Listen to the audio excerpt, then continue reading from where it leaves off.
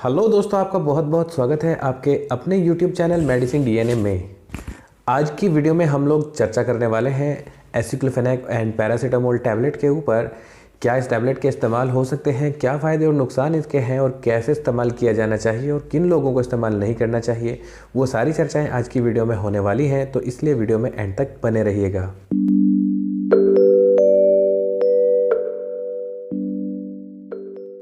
को अगर आप देखें तो मेरे पास ये टैबलेट सिप्ला कंपनी के द्वारा बनाई गई है और इस टैबलेट का नाम है वोल्टानेक एपीआर।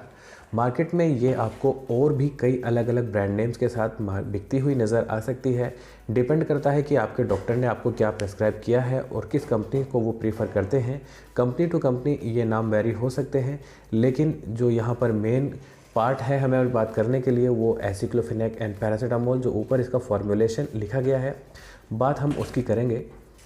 तो अगर यहाँ पर देखा जाए तो ये कुछ इस तरीके से पैकिंग है इस टैबलेट की मेरे पास, सिप्ला कंपनी के द्वारा बनाई गई। और इसके ऊपर कंपनी के द्वारा 56 रुपये 50 पैसे MRP रखा गया है 10 टैबलेट के लिए। ये भी rate company to company vary कर सकता है, लेकिन ज़्यादा वेरिएशन इसमें आपको देखने के लिए नहीं मिलेगा। अब मैं अगर बात करूं इसके कंपोजिशन की, तो यहाँ पर आपको देखने के लिए मिल जाता है एसिक्लोफेनेक इसके अंदर 100 मिलीग्राम, जबकि पैरासीटामोल इसके अंदर होता है 325 यानी कि 325 मिलीग्राम। अब यहाँ दोनों ड्रग्स की अगर कॉम्बिनेशन को देखें तो यहाँ पर बात निकल कर आती है कि ये एसिक्लोफेनेक जो है वो एक पावरफुल एंटी इन्फ्लेमेटरी, एनाल्जेसिक और एंटीपायरेटिक ड्रग है। यानी कि ये हमारी बॉडी के ऊपर सूजन को रोकने का, ये सूजन को कम करने का काम करती है, साथ ही ये दर्द को रोकने का और फीवर को कम करने में हेल्पफुल होती है। जबकि पैरासीटामोल जानी जाती है दर्द को कम करने और फीवर को रोकने में। अगर दोनों ही ड्रग्स का कॉम्बिनेशन को देखें तो कई सारी पेनफुल कंडीशंस में इनका इस्तेमाल किया जा सकता है, जैसे कि आपको मसल्स के अंदर पेन है या फिर घुटनों में दर्द है, जॉइंट पेन है आर्थराइटिस की वजह से। इसके अलावा आपको कोई चोट लग जाने के कारण दर्द है, स्पाज्मोटिक डिस्मेनोरिया यानी कि मेंस्ट्रुएशन के समय आपको लोअर एब्डोमेन में पेन हो रहा है, ऐसी सारी कंडीशंस। या फिर इसके अलावा अगर आपको दांत निकाला गया है और या फिर दांत का दर्द है, इस तरह के इस पेनफुल कंडीशंस में इस टैबलेट का इस्तेमाल किया जा सकता है। हालांकि इसको इस्तेमाल करने के बाद फ़ीवर का रिड्यूस होना भी देखा गया है, लेकिन आजकल देखने में जैसे आता है कि फ़ीवर के केसेस, वायरल फ़ीवर के स्पेशली केसेस में प्लेटलेट्स का काउंट घट जाता है।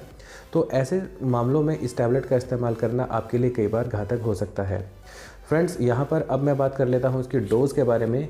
तो जनरली देखने में आता है कि एसिक्लोफेनेक की जो डोज़ है वो होती है 100 मिलीग्राम और ये दिन में 2 बार तक दी जा सकती है। तो इसलिए अब यहाँ पर पैरासीटामोल के बारे में बात करना ज़्यादा औचित्य नहीं होगा, क्योंकि पैरासीटामोल पहले ही काफ़ी कम कंसंट्रेशन में यहाँ पर इस्तेमाल की गई है। तो अब बात कर लेते हैं इस डोज़ के बाद में कि क्या इसके नुकसान हो सकते हैं। अगर इस टैबलेट को इस्तेमाल किया जाए तो बहुत सारे एडवर्स इफ़ेक्ट्स का सामना करना पड़ सकता है और वो क्रमशः हो सकते हैं। सबसे पहले पेट की बात कर लेते हैं। तो ये पेट में जाने के बाद HCl यानी कि एसिड का सीक्रेशन बढ़ा देती है, जिसकी वजह से आपको पेट में जलन होना, पेट में दर्द का होना, उल्टी का मन होना या फिर जी मतलाना के जैसी समस्याएं सामने आ सकती हैं। इसके अलावा अगर लंबे वक्त तक इनको इस्तेमाल किया जाए तो इन टैबलेट की वजह से आपको पेट के अंदर अल्सर, कई बार उनका परफोरेशन तक देखा गया है। इसके अलावा अगर मैं बात करूं तो इसकी वजह से हेडेक जैसी समस्याएं हो सकती हैं, आंखों के सामने अंधेरा आना या फिर धुंधला दिखाई देना। इसके अलावा चेहरे के ऊपर स्वेलिंग का आ जाना या पूरी इस बॉडी के ऊपर बहुत तेज़ खिसली का मचना या फिर पित्त उछलने जैसी समस्याएं। इसके अलावा अगर इनको लंबे वक्त तक इस्तेमाल किया जाए तो इन ड्रग्स की वजह से, यानी कि कोई भी non steroidal anti inflammatory drug हो, उनकी वजह से किडनीज़ को डैमेज होते हुए देखा गया है।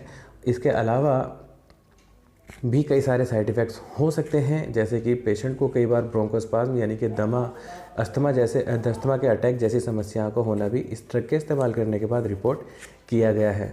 दोस्तों, हमारे देश के अंदर वैसे तो कोई भी दवाई, स्पेशली अगर आप इंटीरियर्स में या फिर रूरल एरिया में देखेंगे तो बिना डॉक्टर के प्रिस्क्रिप्शन के भी मिल जाती हैं। तो जाहिर सी बात है ये ड्रग भी आपको मिल जाएगी, लेकिन बहुत सारी कंडीशंस आपने अभी डिस्कस की हैं हमने कि बहुत सारे साइड इफ़ेक्ट्स इसके हो सकते हैं।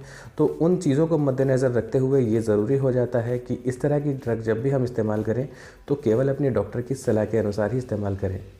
अब बात कर लेते हैं उन लोगों के बारे में जो इसका इस्तेमाल बिल्कुल भी ना करें।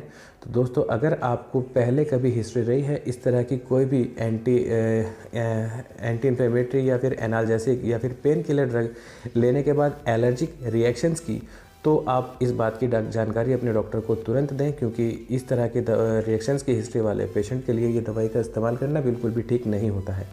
इसके अलावा अगर आपको कोई पेप्टिक अल्सर डिजीज़ है या फिर आप प्रेग्नेंट या फिर बच्चे को दूध पिलाने वाली महिला है, तो ये ड्रग आपके लिए बिल्कुल भी सूटेबल नहीं है।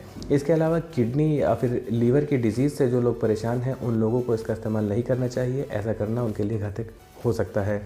इसके अलावा भी कई सारी कंडीशंस हैं, जैसे कि माइस्थीनिया ग्रेविस।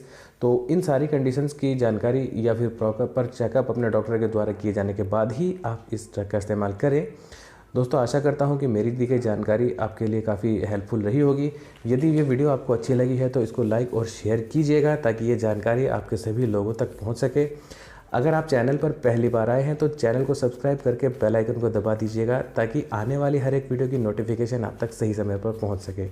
जल्दी से मिलते हैं फिर किसी और टॉपिक के साथ। तब तक आप अपना ख्याल रखिए, अपनी सेहत का ख्याल रखिए। जय हिंद, जय भारत।